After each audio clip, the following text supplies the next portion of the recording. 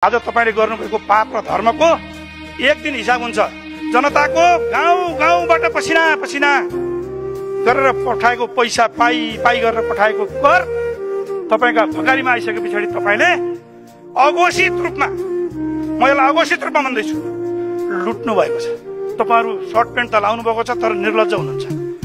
तपाईहरु भकारीको सबै पैसा लगेर अर्कोतिर हाल्ने, आफआफतिर हाल्ने, अनि बाँकी रहेको जम्मै सांसद याद गर्नुहोस्।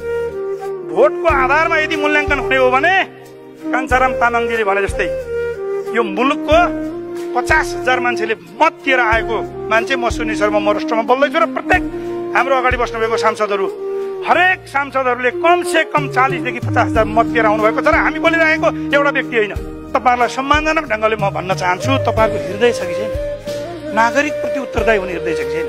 तपाईहरु देशको मन्त्री हो, देशको नेता हो, या एउटा सानो समूह, एउटा झुण्ड भित्रको तपाईहरु चाहिँ जो मन्त्री हो भन्ने मलाई लाग्छ।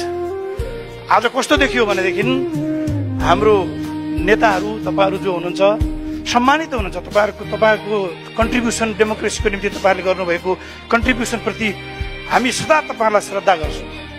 तर आज छातीमा हात राखेर एकपल्ट कसको दिनाकमाथि उभिएर सोच्नुहोस् त, तपाईहरु के गर्दै हुनुहुन्छ? जनता 5वटा जिल्ला भित्रका मात्रै नेपाली नागरिक हुन् त?